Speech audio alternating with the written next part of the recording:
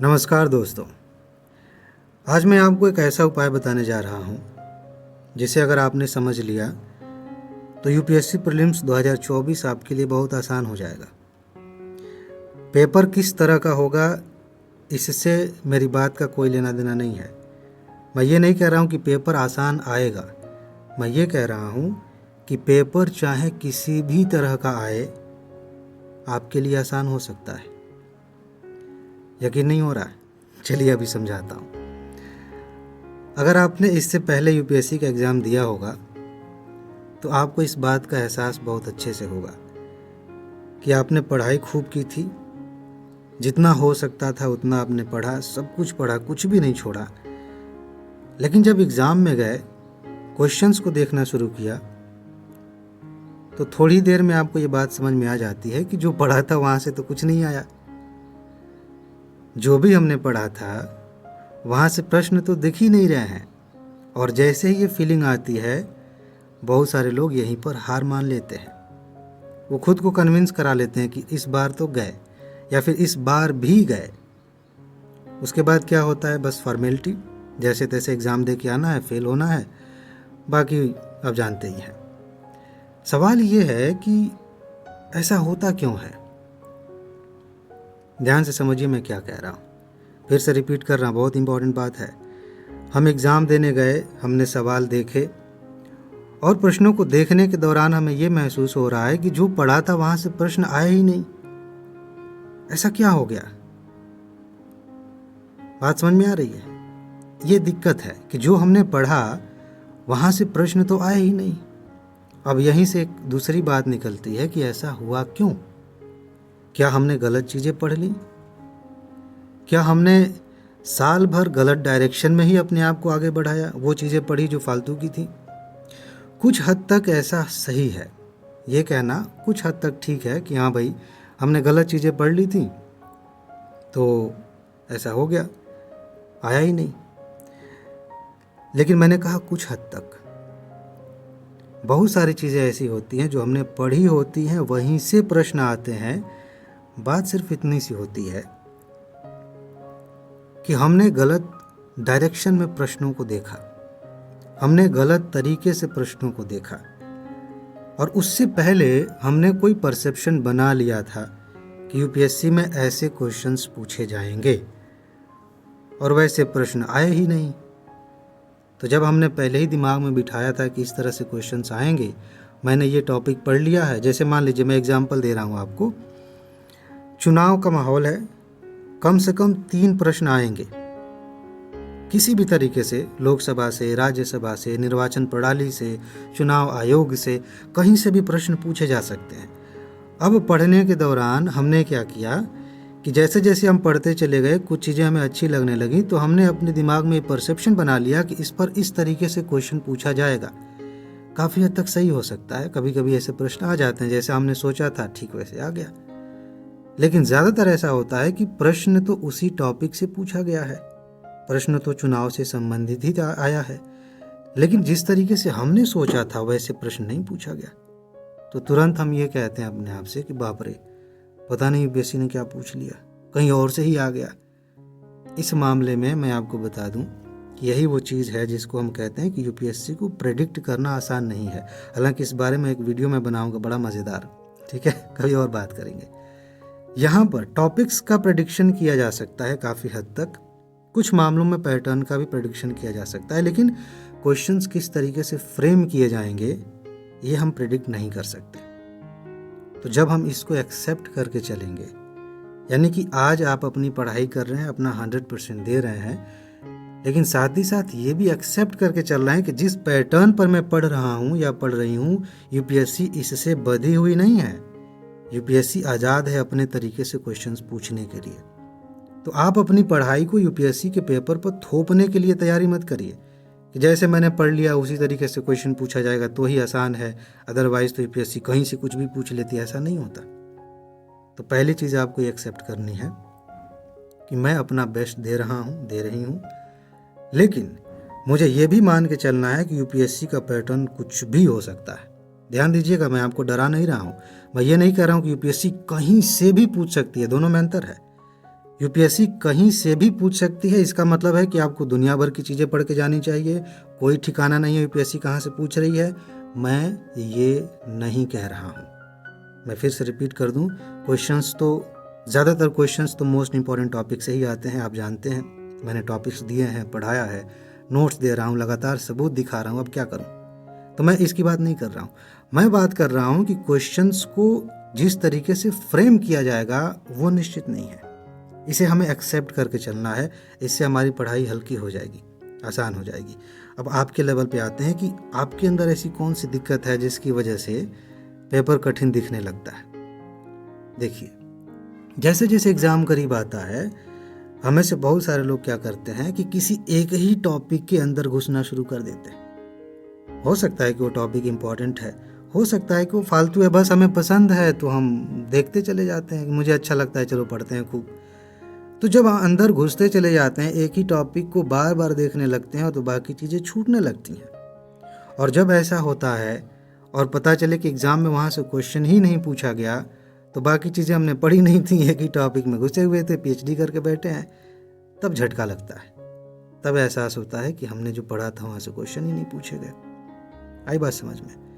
एक चीज़ और होता है, इसी का एक दूसरा रूप है, आप कह सकते हैं इसका जुड़वा भाई है इसी पैटर्न का, कि कुछ ही चीज़ों को हम बार बार देखते हैं, जो कि एक हद तक अच्छी बात है, लेकिन कुछ चीज़ें ऐसी हैं जिनको कम से कम एक बार देख लेना चाहिए, थोड़ा सा एक बार उसके बारे में सोच लेना चाहिए, उसे हम एकदम इग्नोर कर देते हैं। ऐसा लगता है कि हमने फिक्स कर लिया है कि यूपीएससी पूछेगी तो यहीं से ही पूछेगी। मैं आपसे एक लाइन कहता हूँ हमेशा, जब भी मैं इंपॉर्टेंट टॉपिक्स की बात करता हूँ, कि इंपॉर्टेंट टॉपिक्स आप ये पढ़िए, कट ऑफ से ज़्यादा क्वेश्चंस यहीं से आएंगे। उसके साथ एक बात मैं कहता हूँ कि आपका बेसिक भी क्लियर होना चाहिए। और जब बेसिक क्लियर होने की बात मैं कह रहा हूँ तो ज़्यादा कंफ्यूज नहीं होना, मैं ये कह रहा हूँ कि उस विषय की समझ ठीक ठाक होनी चाहिए। एक मोटा मोटा आइडिया होना चाहिए कि भूगोल का क्या मतलब है, इतिहास में जो हम पढ़ते हैं मॉडर्न हिस्ट्री का क्या मतलब है, एंशिएंट हिस्ट्री का क्या मतलब है, एक मोटी मोटी कहानी आपके दिमाग में होनी चाहिए।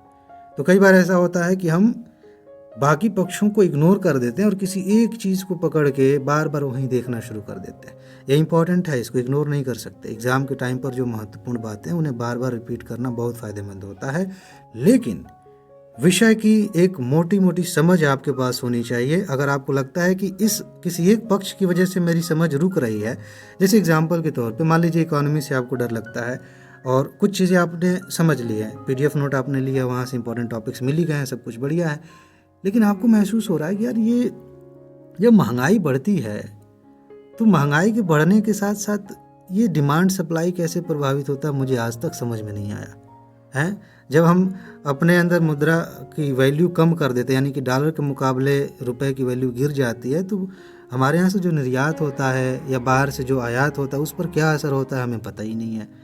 तो ये जो समझ है ये ज़रूरी है, ये फैक्ट नहीं है, ये समझ है, कंसेप्चुअल क्लैरिटी है। तो इस तरह की चीज़ें जो समझ को रोकती हैं उन पर भी आपको ध्यान देना होगा, तभी आप चीज़ों को कनेक्ट करके, तथ्यों को कनेक्ट करके चीज़ें मतलब सही उत्तर तक पहुंच सकते हैं। इसके बाद अगली बात आते हैं कि इस समस्या को दूर कैसे करें, यानी कि हम अपने आप को ऐसा कैसे बना लें कि एग्ज़ाम का पेपर चाहे किसी भी लेवल का हो, किसी भी तरीके का हो, हमें मज़ा आए, हमें लगे कि हाँ भाई ठीक है, हम तो तैयार थे, हम तो मान के चल रहे थे कि ऐसा आएगा, ऐसा ही आया, अब चलो ठंडे दिमाग से अपना काम करते हैं। फिर से मैं यहाँ पे एक मस्त बात बता रहा हूँ, जब हम ये मान के चलेंगे कि पेपर कैसा होगा हमें नहीं पता, बस अपनी तैयारी का पता है कि हमने अपनी तरफ से कुछ नहीं छोड़ा है, तो हम रिलैक्स रहेंगे। और जब हमने कुछ चीज़ें मान ली कि ऐसा होना चाहिए तो ठीक है, ऐसा होना चाहिए तो बढ़िया है, या एग्ज़ाम के बाद बताएंगे कि पेपर कैसा था, तो हम उसी में एनालिसिस करने लगते हैं, वहीं पर बैठ के हम जज करने लगते हैं और सारा दिमाग ख़राब हो जाता है, मूड ख़राब हो जाता है, पेपर मतलब आप समझिए पेपर भी ख़राब हो गया, क्वेश्चन गलत होने लगते हैं। तो पहली चीज़ ये है कि आप अभी से खुद को तैयार करके रखिए कि पेपर का पैटर्न कैसा होगा, इसके बारे में मुझे सोचना ही नहीं है। लेकिन तैयारी कैसी होनी चाहिए? सबसे पहला स्टेप आपको ये लेना है कि आप पढ़ते समय, विषयों को देखते समय थोड़ा दूर हटिए, थोड़ा पीछे हटिए और वहाँ से देखने की कोशिश करिए। नहीं समझ में आया ना? ऐसे ये वैसे भी अस्पष्ट है, समझ में नहीं आएगा। दूर से देखने का क्या मतलब है? जैसे मान लीजिए कि आपने नोट खोली है, आप पढ़ रहे हैं कि जैसे भूगोल आपने खोला, चक्रवात के बारे में पढ़ रहे हैं, एल नीनो के बारे में पढ़ रहे हैं, हीट वेव के बारे में पढ़ रहे हैं, ये सब इंपॉर्टेंट टॉपिक्स हैं, क्वेश्चन आ सकता है। तो आपने नोट पढ़ी है, उसमें जाके एक एक लाइन पर ध्यान दे रहे हैं, कहीं गोला किया हुआ है, कहीं पे हाईलाइट किया हुआ है, कहीं मार्क लगाया हुआ है। ये हो गया अंदर घुस घुस के पढ़ने वाली बात। अच्छी बात है, ज़रूरी है, लेकिन कभी वहाँ से दूर हट के भी देखिए कि ओवरऑल सोचिए कि चक्रवात क्या होता है, हीट वेव क्या होता है ना। ऐसे ही पॉलिटी में आप जाइए, इकोनॉमी में जाइए, हिस्ट्री में, इन्वायरमेंट में, जितने भी विषय हैं, करंट अफेयर के टॉपिक्स हैं, उन्हें थोड़ा दूर से देखने की कोशिश करिए।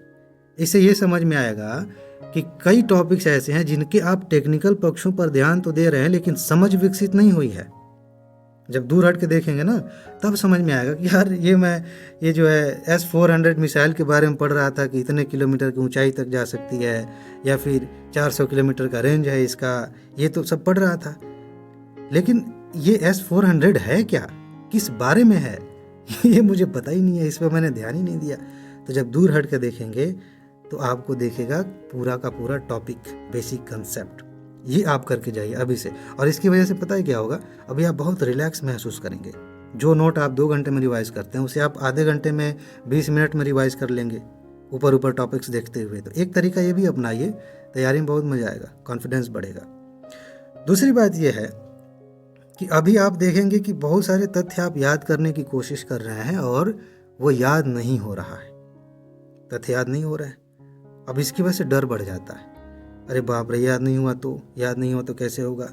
अब इसकी वजह से हम बार बार याद भी नहीं हो रहा है, उसी में हम फंसे हुए हैं, उसे याद करने की कोशिश कर रहे हैं। और जिस समय हम याद करने की कोशिश नहीं कर रहे हैं, यानी कि नोट नहीं पढ़ रहे हैं, किताबें नहीं पढ़ रहे हैं, उस समय भी हम उसी तथ्य के बारे में सोच रहे हैं कि कैसे याद होगा। बेसिकली ये एक तरह की निशानी है कि आप टेंशन में हैं, आप प्रेशर में हैं। तो इस प्रेशर को दूर करिए। और फिलहाल पढ़ाई से संबंधित ये प्रेशर है, तो इसको दूर करने का उपाय यही है कि देखिए, अपने आप से ये कहिए कि देखो भाई, पहली बात ये कि याद करना ज़रूरी था, है, अच्छी बात है, लेकिन इसकी कोई गारंटी नहीं है कि याद हो गया तो यहाँ से क्वेश्चन आ ही जाएगा। ये मैं लास्ट टाइम की बात कर रहा हूँ, ये नहीं कि अभी साल भर बाद एग्ज़ाम है तो अभी समय ऐसे देखना शुरू करें। ये उस समय काम आता है जब एग्ज़ाम करीब हो, 10 दिन बचे हैं, 15 दिन बचे हैं, 5 दिन बचे हैं, उस समय ये तरीका काम आता है। बहुत शानदार तरीका है। आपने देखा होगा किसी टॉपिक पे बहुत जद्दोजहद किया है, बहुत दिमाग लगाया और वहाँ से आया ही नहीं, तो ऐसा हो सकता है। तो खुद को कन्विंस कराइए, देखो याद हो रहा है तो हो रहा है, नहीं हो रहा है भाड़ में जाए। ऊपर हम समझ गए ना कि यहाँ से चलो याद नहीं होगा, लेकिन इस पर इतना ध्यान दे चुके हैं कि कहीं और तरीके से हम दिमाग लगा के इसको कर सकते हैं। तो खुद को ये बात समझा दीजिए कि ठीक है, टेंशन नहीं लेना, कोशिश करेंगे, थोड़ा बहुत याद हो गया तो ठीक है, नहीं याद होगा तो अभी दिमाग लगाए हैं, कुछ तो याद आ ही जाएगा, हम ट्रिक लगा के कर लेंगे, लेकिन इसके पीछे नहीं पड़ेंगे, इसका टेंशन नहीं लेंगे। यही सब कुछ नहीं है। अगर मान लेते यहाँ से क्वेश्चन आ भी गया, याद नहीं भी हुआ, तो क्या ही चला जाएगा। 100 क्वेश्चन हैं, 100 में से अगर आप 50 क्वेश्चन भी कर लें, पिछली बार का कट ऑफ देखिए 40 से भी नीचे है, तो उतने भी कर लें, बहुत बड़ी बात है। एक क्वेश्चन के लिए हम अपना इतना टाइम खराब करेंगे, कहीं से भी ठीक नहीं है। ठीक है, तो अपने आप को ये समझाइए कि इसका टेंशन नहीं लेना, इसकी समझ बना लेते हैं, बस थोड़ा सा सोच लेते हैं कि हाँ ऐसे आएगा तो कर लेंगे, अदरवाइज छोड़ देते हैं। ये लास्ट टाइम की स्ट्रेटजी है, बहुत काम आती है।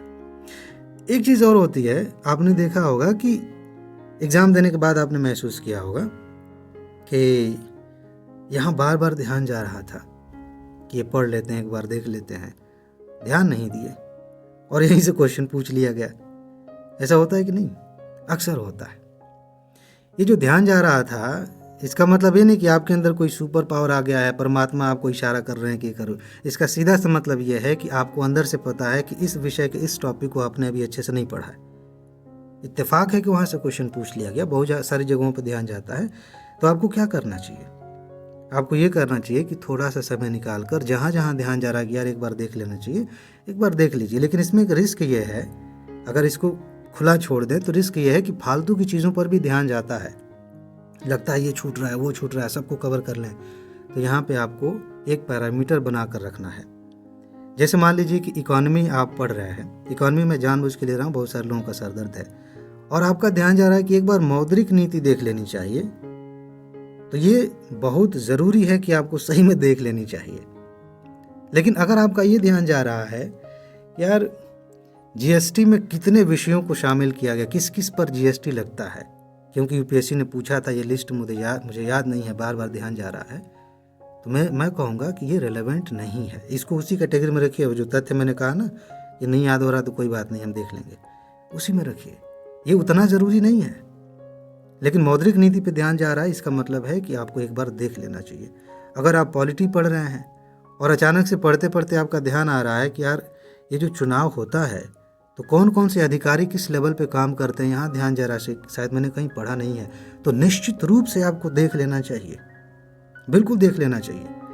लेकिन अगर आपका इसी पर यह ध्यान चला जाए, चुनाव से ही संबंधित ये मतलब इस तरह की ध्यान चला जाए कि कितने ऐसे दल हैं जिनमें इस तरह से कि कितनी लोकसभा में सीटें हैं, यूपी की कितनी सीटें हैं, बिहार की, ऐसे है ना, पीसीएस में क्वेश्चन पूछे जाते हैं। हो सकता है कि यूपीएससी भी ऐसे क्वेश्चंस पूछे, लेकिन वो उतना इम्पोर्टेंट नहीं है, ये ज़्यादा फैक्ट्स हो जाएंगे। ये जो पूरी सीटें हैं पूरे देश भर में, आप बैठ के सारे राज्यों की सीटें याद करने लगें कि इस राज्य की इतनी सीटें हैं, तो कहने का मतलब ये है कि कुछ महत्वपूर्ण चीज़ें हैं जहाँ पर आपका ध्यान जा रहा है, उनको एक बार देख लीजिए। जो फालतू की चीज़ें उन पर ध्यान मत दीजिए, ठीक है। तो अगर आपने इन सारी चीज़ों को ध्यान में रखते हुए इस समय तैयारी की, तो मेरा ख्याल है कि आपकी जो मेहनत है, आपका जो टेंशन है, वो काफ़ी कम हो जाएगा और आप सही दिशा में तैयारी कर पाएंगे। आप वो चीज़ें पढ़ पाएंगे, देख पाएंगे जो आपके लिए ज़रूरी है, और एग्ज़ाम में जैसा भी पेपर आएगा आपको ताज्जुब नहीं होगा, आप मुस्कुराते हुए प्रश्नों को हल करेंगे। फ़िलहाल इसमें इतनी ही बातें समझानी थी, बाकी इस पर आप बैठ के, इसको देखने के बाद, वीडियो देख लिया, सुन लिया, अब बैठ के विचार करिए कि आप किस तरीके से पढ़ाई कर रहे हैं, उसमें ये चीज़ कैसे एडजस्ट कर सकते हैं, इसको शामिल करते हुए आगे बढ़िए, ठीक है जी। तो बस इसमें इतना ही है। हाँ, एक चीज़ और है, PDF नोट है ना आपके पास, उसे बार बार रिवाइज़ करिए, क्योंकि एग्ज़ाम के बाद मैं सबूत दिखाऊंगा कि देखिए इतने सारे क्वेश्चंस यहीं से आए हैं, ठीक है ना। और अगर नहीं है तो अभी भी समय है, लिंक मैं दे रहा हूँ, लिंक नहीं, व्हाट्सएप नंबर डायरेक्ट दे देता हूँ, उस पर जाके आप मैसेज कर दीजिए, आपको नोट मिल जाएगी जल्दी से। अगर इस समय आप नोट ले रहे हैं ना, तो सिर्फ टॉप 300 सीरीज़ ही दोहराइए, बहुत सारी नोट्स मिलेंगी ना, मेंस की नोट मिलेगी, पीसीएस की मिलेगी, तो उनको रखे रहिएगा, बाद में पढ़ लीजिएगा। लेकिन ये जो करंट वाली और स्टैटिक वाली 300 है, उसको ज़्यादा पढ़िएगा इस समय, क्योंकि समय इससे ज़्यादा पढ़ने का है भी नहीं। तो फिलहाल इसमें इतना ही है। अपना ख्याल रखिए, खुश रहिए, मस्त रहिए, मुस्कुराते रहिए, जल्दी से सफल होइए और ज़िंदगी को एंजॉय कीजिए। आगे मिलते हैं, नमस्कार।